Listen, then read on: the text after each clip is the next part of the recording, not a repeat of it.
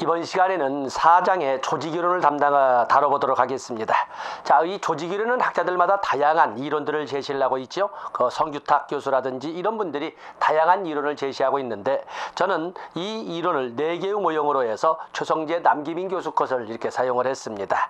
그래서 고전 모형과 신고전 모형, 그리고 구조주의 모형, 체계 모형으로 이렇게 나눴습니다.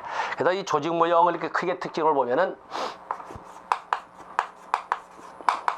조직 이론 모형이지요. 그래서 거기 보면 조직 이론 모형,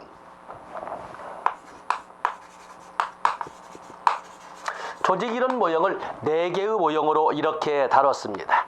첫 번째, 고전 모형. 고전 모형은 조직을 기계에 준해서 인식하는 모형입니다. 그래서 이 조직은 기계처럼 프로그램화된 그 기계를 돌리는 것처럼 조직도 그렇게 원리 원칙대로만 돌리게 된다면 얼마든지 생산성은 높아질 수 있다라고 바라보는 이론으로서, 이들은 인간을 합리적 경제인으로 설정을 합니다.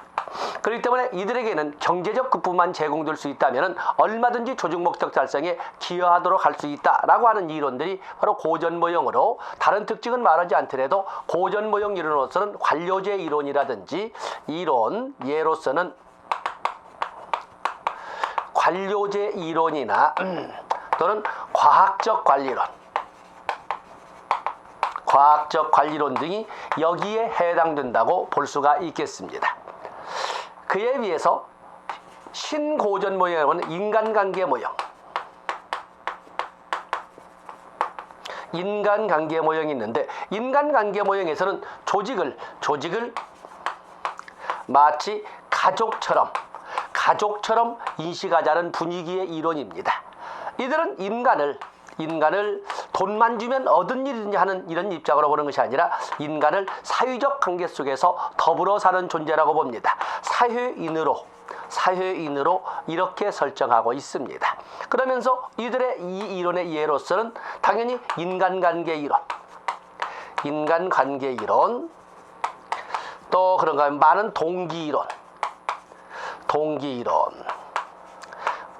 또 그런가 하면 오우치의 Z이론이라든지 이면후의 W이론, 이런 것들도 모두 인간관계 이론, 신고전 모형이라고 이렇게 부릅니다. 그에 비해서 구조주의 모형이 있습니다. 구조주의 모형을 보시면, 이 구조주의 모형에서는 조직을 단순한 뭐라고 단편적으로 말할 수는 없고 어떠한 복합체의 개념으로 바라보는 모형으로 고전 모형과 인간관계 모형, 고전 모형과 신고전 모형의 중간 모형의 성격을 가지고 있습니다. 그래서 중간 모형의 성격을 가져서 이제는 꼭 고전 모형처럼 원리 원칙만 강조한다든지 공식 조직만 강조한다는 것이 아니고, 또 그런가 하면 또 인간관계론처럼 비공식 조직만 또는 정의성만 강조하는 것이 아니라 상황에 따라서 각기 알맞은 이런 방법을 쓴다는 점에서 여기는 중간 모형으로 다요인적 접근을 한다는 특징을 가지고 있는 것이 바로 이 구조주의 모형입니다. 구조주의 모형은 기존에 있는 고전 모형과 인간관계 모형과는 달리 여기에는 갈등의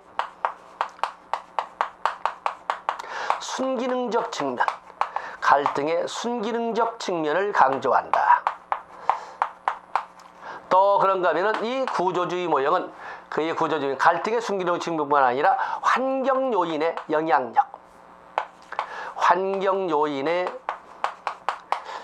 영향력 또한 강조합니다.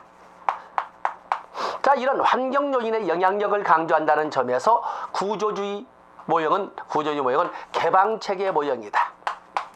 개방체계 모형이라고 이렇게 우리가 분류할 수가 있습니다. 그러면 그 이전에 있던 고전 모형이나 인간관계 모형은 당연히 여기는 폐쇄체계 모형이라고 이렇게 우리가 반대 해석할 수도 있습니다. 그런가 하면 그 이외에도 체계 모형으로서, 이 체계 모형에서는 조직을 살아있는 유기체로 인식하는 이런 걸로써 여러분들은 인행사를 통해서 배웠던 체계 이론을 여기다 그대로 접목을 시켜도 됩니다. 그러면서 조직 모형에서 체계 이론에서는 조직의 하위 체계로서 소위 생산 하위 체계, 적응 하위 체계, 유지 하위 체계, 경계 하위 체계, 그리고 관리 하위 체계, 이렇게 5개로 나눈 것이 바로 여기 체계 이론입니다.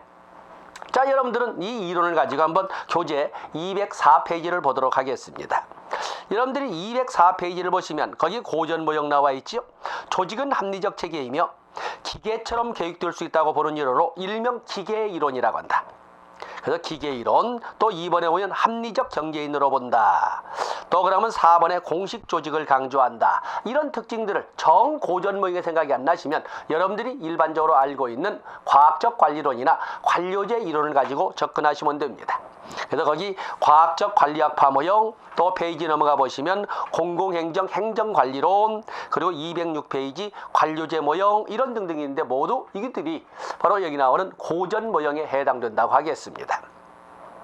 거기 보면 과학적 관리론에 대한 이론, 과학적 관리론 그 자체도 205페이지에 있는 과학적 관리론 그 자체도 역시 중요한 영역이고, 그리고 206페이지에 있는 박스 안에 있는 관료제 이론 그 자체로도 출제가 된다는 걸 염두에 두시고, 제가 이 정리를 하지 않지만 여러분들은 꼭 정리를 해 놓으셔야 됩니다. 출제들은 영순위의 범위에 들어있는 겁니다.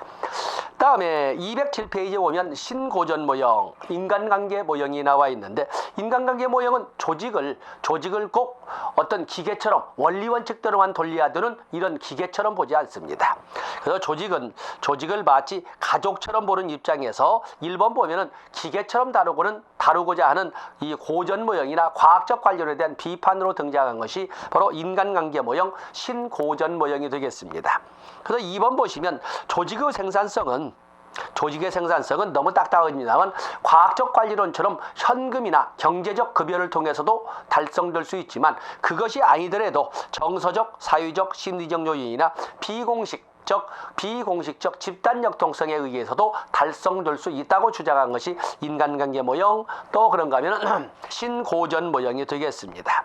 그러면서 조직을 어떤 기계적 장치가 아닌 것이기 때문에 인간적 요소 3번에 보면은 인간은 감정적 존재라는 것도 인식하고 있는 것이 역시 신고전 모형, 인간관계 모형입니다. 대표적인 이론으로서는 208페이지로 넘어가 보시면 박스 안에 인간관계론이 나와 있고, 또 맥그리거의 XY론, 동기를 다루는 이것이 되겠습니다만은 맥그리거의 XY론, 또 아지리스의 미숙성숙이론, 허즈버그의 동기유생이론, 오우치의 Z이론, 또 그럼 이면우의 W이론, 이러한 동기이론들은 모두 인간관계 이론, 인간관계 모형의 이론, 또 그런가 하면 신고전 모형의 이론이라고 할 수가 있겠습니다. 그에 비해서 구조주의 이론이 있습니다. 구조주의 모형이라는 것은 보통 이 구조주의 모형은 정치 경제 이론이라고 하는데, 여기를 일부에서는 정치 경제 이론,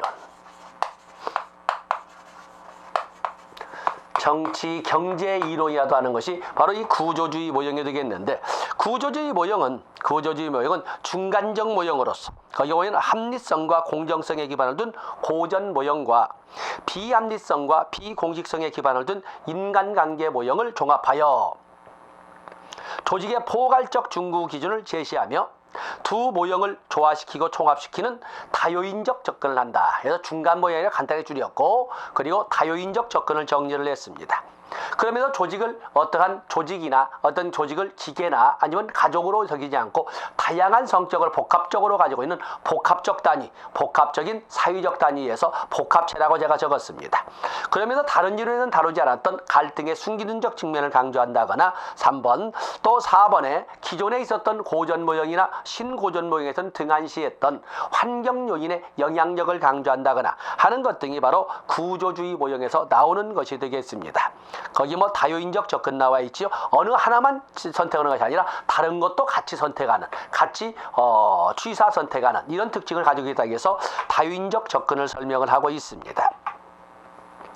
다음에 체계이론은 고전 모형처럼 조직을 기계처럼 보거나 인간관계 모형처럼 가족처럼 보는 것이 아니라 살아있는 생물체로 인식하고 있는 것이 바로 체계 이론이 되겠습니다. 그래서 거기 2번에 보시면 이 체계 이론은 2번처럼 이렇게 보면서 1번 어떠한 이론도 어떠한 조직 모형도 통합시킬 수 있다는 이런 전제를 가지고 만들어진 것이 체계 이론이 되겠습니다. 또 체계 모형에서는 5대 하위 체계로서 5개를, 자 거기는 우리가 실천론에서도 우리가 배우게 되겠습니다. 바로 이 5대 하위 체계, 5대 하위 체계 이렇게 보시면 5대 하위 체계, 생산 하위 체계, 생산 하위 체계, 또 그런가 하면 유지 하위 체계, 적응 하위 체계, 경계 하위 체계, 또 그런가 하면은 관리 하위 체계로 이렇게 나눠져 있습니다. 그래서 이 기존에 있었던 이론에서는 여기 고전 모형이나 신고전 모형, 여기를 우리가 신고전 모형이라고 하지 않습니까? 신고전 모형. 신고전 모형, 고전 모형, 신고전 모형은 폐쇄체계 이론입니다. 폐쇄체계 이론, 관료제 이론, 과학적 관리론, 행정관리론, 인간관계론, 많은 동기론 등은 폐쇄체계 이론으로서 환경 변이를 언급하지 않는다는 특징을 가지고 있습니다. 그에 비해서 212쪽으로 보면 현대 조직 이론은 현대 조직 이론치고 어느 하나도 환경의 영향력을 또는 환경 변인의 영향력을 인정하지 않는 이론은 하나도 없습니다. 그래서 보통 우리가 현대 조직 이론 그러면 당연히 개방체계 이론입니다. 당연히 개방체계 이론. 그래서 개방체계 이론, 환경과의 영향력을 강조한다는 당연한 개방체계 이론이 설명이 되어 있는데, 대표적으로 이 이론에는 212페이지는 놔두시고 대표적인 이론으로서는 213페이지 상황이론도 있고 자원의존 이론, 신제도주의 이론, 정치경제 이론, 조직군 생태 이론 등이 이렇게 존재를 합니다. 자, 먼저 구조상황이론이라고 하는 것은, 구조상황이론이라는 것은 보통 일반적으로 여러분들이 상황이론이 나오면 언제나 어디서나 어떤 조직이나 누구에게나 최고나 최선이란 존재할 수 없다. 단지 상황에 따라 최적이 있을 뿐이다 라고 접근하는 이론을 상황이론 또는 구조상황이론이라고 합니다. 그래서 여러분들은 213페이지 1번 1950년대 말에 등장한 상황이론은 2번 어느 조직이나 어느 조직에나 적용할 수 있는 보편적 원리나 최선의 관리 방법이란 찾을 수가 없다. 거기 보면 2번에 1번 유일 최선의 방법을 거부하고 조직과 환경의 부합을 강조한다. 상황에 따라 알맞은 방법이 있을 뿐이다. 이렇게 설명하는 것이, 그래 줄쳐놓은 것은 1번에 1번 1950년대 말 등장, 2번 어느 조직이나 적용할 수 있는 보편적 원리나 최선의 관리 방법을 찾을 수 없다. 바로 그 말을 2번에 1번 유일 최선의 방법 거부, 또 2번 조직과 환경의 부합을 이렇게 정리해 놓으시면 되겠습니다. 다음에 자원의존 이론이 있습니다. 자원의존 이론. 결국에 어느 조직이든 간에 자원에 의존하지 않고서는 존립할 수 없다는 개념임을 알겠는데, 자 1번 보세요. 자원의존 이론이란 조직이 생존을 위하여 필요로 하는 인적, 물적, 유형적, 무형적 자원에 초점을 두고, 결국에 조직 생존을 위한 자원의 필요성을 강조하면서 조직과 환경과의 관계를 설명하고자 하는 것이 자원의존 이론입니다. 4번에 보시면 조직과 환경의 역동적 상호작용을 강조하는 것으로, 사회복지 조직은 자원을 얻기 위해 환경에 의존할 수밖에 없지만 그렇다고 해서 상경에 일방적으로 끌려만 다니는 수동적 이런 존재성은 아니고 능동적으로 대처해서 어느 정도의 자율성을 확보하려고 노력하는 존재라는 것도 명심해야 된다. 5번 자원의존 이론은 환경에 수동적으로만 반응하지 않고 조직이 직면한 상황에 대하여 다양한 전략도 모색하고 또 외부 환경을 규정하여 자원을 효율적으로 관리 통제하는 데 목표를 둔다. 그래서 이 사회복지 조직이라고 하는 것은 환경에 의존할 수밖에 없는, 자원을 얻기 위해서 환경에 의존할 수밖에 없다는 것은 인정하지만 그렇다고 해서 일방적으로 끌려다니는 수동적 존재는 아니고 어느 정도 자율성을 확보하고자 노력하는 능동적 존재라는 것을 명심하자 하는 것이 자원의존 이론이 되겠습니다. 다음에 214페이지로 가서 보시면 신제도주의 이론이 나와 있습니다. 신제도주의 이론. 신제도주의 이론은 제도의 영향력을 강조합니다. 그 사회복지 조직이 존재하는 시공간 범위 내에 있는 정치, 경제, 사회, 문화 등의 제도나 정책에 의해서 조직의 운명은 결정된다 하는 이론인데, 자 1번에 2번을 보실까요? 조직의 규범과 조직을 둘러싼 조직의 규범과 조직을 둘러싼 제도적 환경이, 지도적 환경이 아니라 조직을 둘러싼 제도적 환경이 조직의 특성과 형태를 좌우한다 하는 이론이 제도적 이론, 제도 이론이 되겠습니다. 그래서 조직의 규범과 조직을 둘러싼 제도적 환경, 그냥 물질적, 물리적 환경이 아니라 제도적 환경이 환경의 조직 그 특성과 완전 제도적 환경이 조직의 특성과 형태를 결정한다 해서 특히 셋째 줄 제도적 환경의 중요성을 강조한 이론이 신제도 모형 또는 제도 모형이라고 합니다. 자, 여기 2번에 1번 보시면 국가라고 하는 거시적 설명이라기보다는 제도적 특성이라고는 매조적 접근, 중범위적 중범위 이론적 설명 방식을 취한다. 잘 쓰지 않는 용어니까 중범위. 보통 우리가 사회복지 실천 거는 미시적, 중범위적, 거시적 이렇게 나오지 않습니까? 이 신제도 모형은 어떤 국가 전체 단위까지는 가지 않고 거시적은 아니고 중범위적 국가를 운영하는 제도 정책적 접근에서 중범위 이론적 설명 방식을 취한다. 그러면서 2번에 하나만 더 볼까요? 2번에 2번 정책의 보편성을 강조하기보다는 각국의 역사적 특수성에 기인한 개별적 정책 구조의 특성에 의한 설명을 강조한 개별적 정책 구조 특성. 그렇기 때문에 역사적 바탕을 가지고 각국의 정책적 반영은 말하자면 정책적 구조는 각기 다를 수밖에 없다는 건데 어쨌든 각기 다른 이런 제도적 환경의 영향을 받아서 조직의 성격이나 형태는 달라진다라고 하는 겁니다. 그래서 조직의 규범도 중요하지만 그에 못해 중요한 것은 그 사회복지 조직을 둘러싸고 있는 제도적 환경이 중요하다라고 설명하는 것이 제도 모형, 신제도 모형이 되겠습니다. 다음에 215페이지에 보시면 정치 경제 이론이 나와 있습니다. 정치 경제 이론이 이렇게 나와 있는데 정치 경제 이론 거기 여러분들이 정치 경제 이론을 보시면 정치 경제라는 것은 결국에 1번 보겠습니다.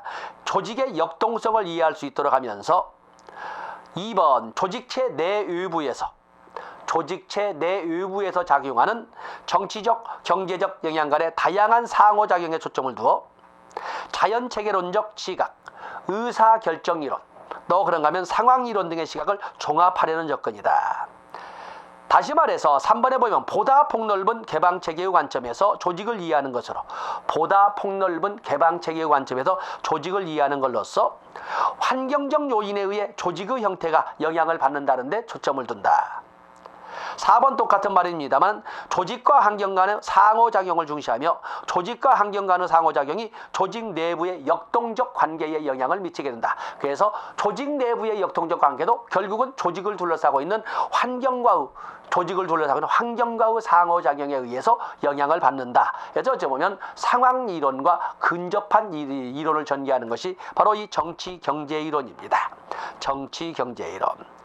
그래서 2번에 2번 조직체를 유기적인 개방체계로 보고 거기 보면 조직체를 유기적인 개방체계로 보고 환경적 요인과 조직체 내부 체계를 상호 조직함으로써 자체의 생존과 효과성, 효율성을 올릴 수 있는 집단으로 보는 것이 바로 여기 나오는 정치, 경제 이론이 되겠습니다. 그래서 얼만큼이나 정치적, 경제적 자원을 확보할 수 있느냐가 바로 조직의 생존을 결정한다 하는 것은 정치, 경제 이론이 되겠습니다. 그래서 1번에 3, 4번, 그리고 2번에 2번, 그리고 3번에 1번으로 접근하시고 2번을 배경 지식으로 사용하시면 되겠습니다. 다음에 216페이지에 보시면 조직군 생태 이론이 있습니다. 조직군 생태 이론은 거의 출처를 것이 바로 환경 결정론의 입장입니다. 환경이 스스로 환경에 가장 적합한 조직을 찾아낸다 하는 입장으로 결국에 뒤집어 말한다면 2번에 끝에 나온 것처럼 환경에 부응하는 조직만이 살아남을 수 있다라고 하는 환경 거시론, 환경 결정론적 입장입니다. 근데 여기는 분명히 조직군 생태 이론, 조직 생태 이론이 아니라 조직군, 무리군을 쓰고 있지요. 그래서 무리군을 썼기 때문에 이 조직군 생태 이론은 2번에 2번. 분석 단위가 개별 조직이 아닌 조직군이라고 하는 거시적 수준에서 접근하는 점에서 기존 이론과 다르다. 그래서 개별 단위로, 조직 개별 단위로 접근하지 않고 거시적 수준에서 접근한다는 점에서 차이가 있다. 이렇게 봐주시면 되겠습니다. 그래서 기존에 있는 이론, 고전 모형, 인간관계 모형, 구조주의 모형 다 이렇게 있지만 자, 우리가 이제 다시 한번 정리를 해보죠.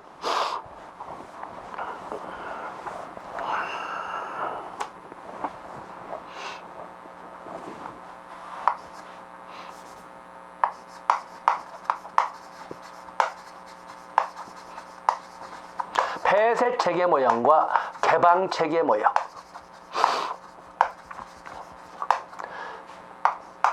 폐쇄 체계 모형.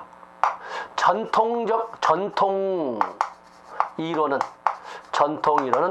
환경과의 상호작용을 언급하지 않는 폐쇄 체계 모형입니다. 대표적으로 고전 모형의 과학적 관리론,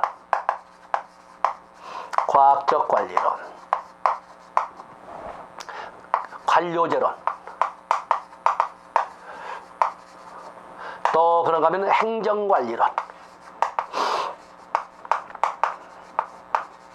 또 그런가 하면은 행정관리론, 인간관계론. 인간관계론은 다 폐쇄체계 이론, 환경엔 언급하지 않습니다. 그에 비해서 현대 조직이론은 모두 개방체계라고 보시면 됩니다. 개방체계 이론. 여기에는 상황이론, 구조, 상황이론, 또 그러면 자원 의존이론,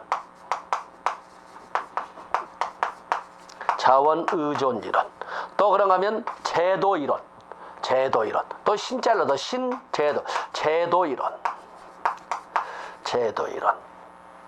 또 그러면 정치 경제이론, 아까 구조주의 모형에서 썼죠.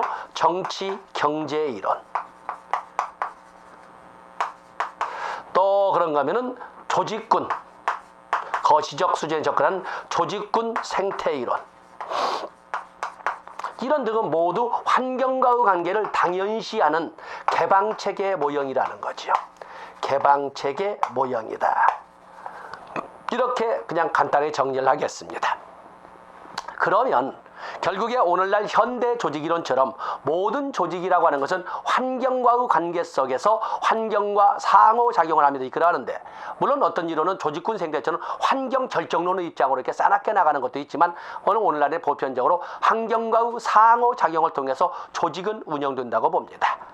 출제가 되는 것은 옆에 216페이지 사회복지 행정조직과 외부 환경과의 관계성에서 1번 의존성, 2번 역동성, 그리고 3번에 다면적 가치의 상존, 그 정도만 줄쳐 놓으시고, 출제가 되는 것은 217페이지가 출제가 될 겁니다.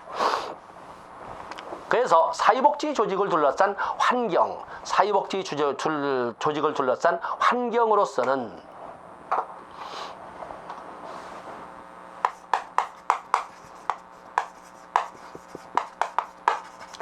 사회복지 조직을 둘러싼 또는 사회복지 행정을 둘러싼 환경으로서는 크게 일반 환경과 과업 환경으로 나눠볼 수가 있습니다.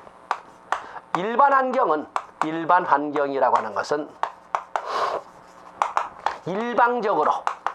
일방적으로 영향을 행사하는 환경입니다. 사회복지 조직이나 사회복지 행정이나 사회복지 시설기관은 어쩔 수 없이 일방적으로 그 영향력을 받아들일 수밖에 없는 환경을 이렇게 일반 환경이라고 합니다. 그리고 이 일반 환경으로서 있는 것이 뭐예요? 일반 환경. 그야말로 정치적 조건이나 정치적 환경, 또는 법적 환경의 변화, 또는 경제적 조건의 변화, 또는 인구학적 변화, 또는 과학기술에 발달하는 기술적 변화. 자, 이런 등등은 사회복지 조직이나 사회복지 행정으로서는 어쩔 수 없이 그 영향력을 일방적으로 받아들일 수밖에 없는 이런 환경 의미를 갖습니다. 또 그런가 하면 문화의 변화, 문화적 조건, 문화의 변화. 자, 이런 것들은 모두 일방적으로 영향력을 행사하는 이런 환경으로서 일반 환경이라고 합니다. 그에 비해서 과업 환경이 있습니다. 과업 환경은 사회복지 조직이나 사회복지 행정과 꾸준히 상호작용적 관계를 유지하는 것은 바로 과업 환경, 업무 환경이라고 합니다. 과업 환경, 업무 환경에는 가장 대표적인 것이 클라이언트 제공자, 또 그러면 재원 제공자. 또 그러면 권위나 합법성